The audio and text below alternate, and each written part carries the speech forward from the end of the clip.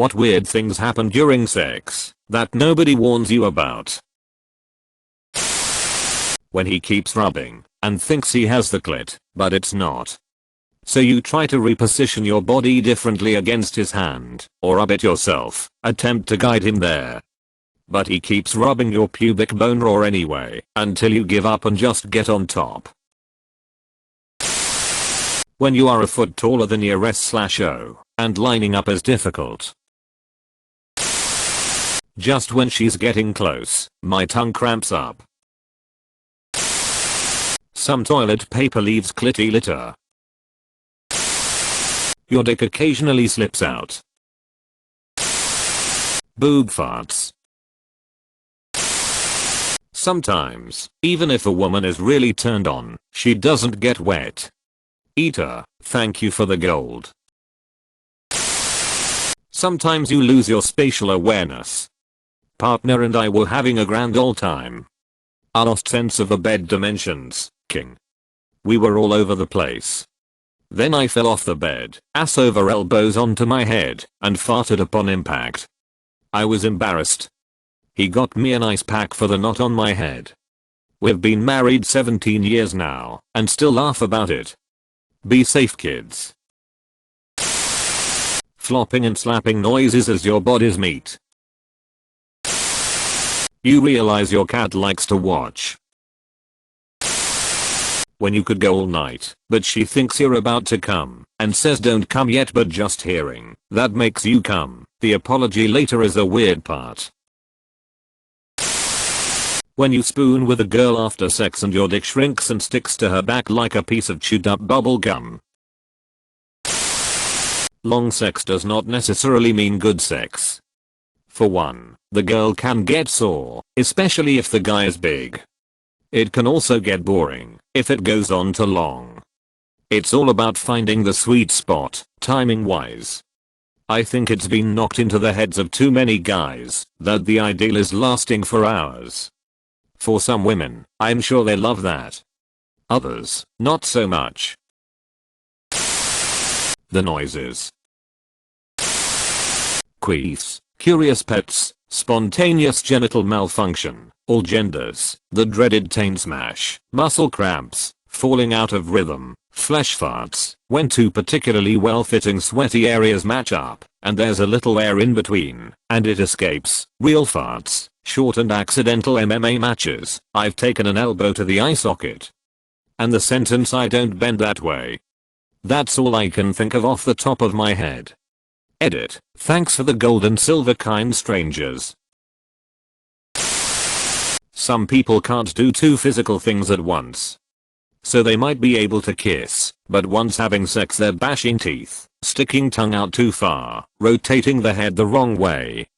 Just wrong. It's like they can't coordinate two types of bodily movement at once.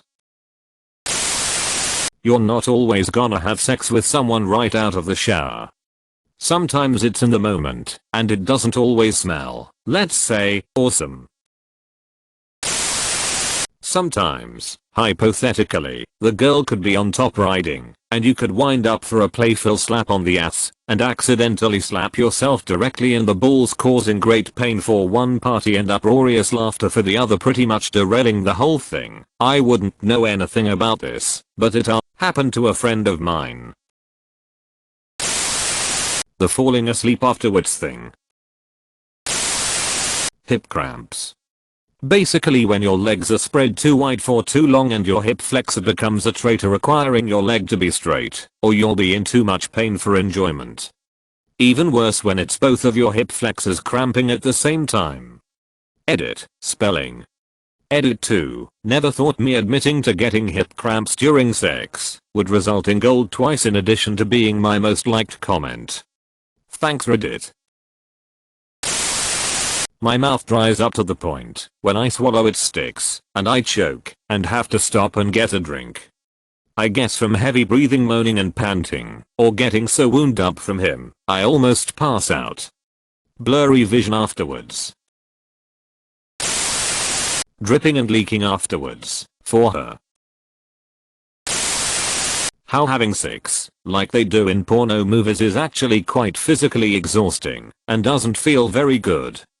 I think Ron Jeremy once said, if it looks bad, it feels good. If it looks good, it feels bad. All those crazy positions aren't to enhance the pleasure, they are to get better camera angles.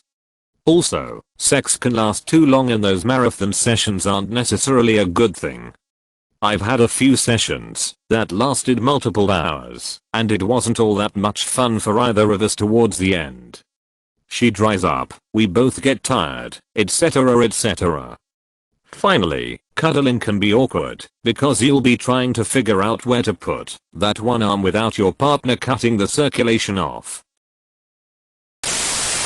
When you try out a new position and it really doesn't work, and you kind of just have to be like next. Your hand cramps up, or your elbow starts hurting. I'm a woman with long hair and poor eyesight, so I always have to plait my hair back. Learned that early on, and if I want to see anything I have to have my contacts in.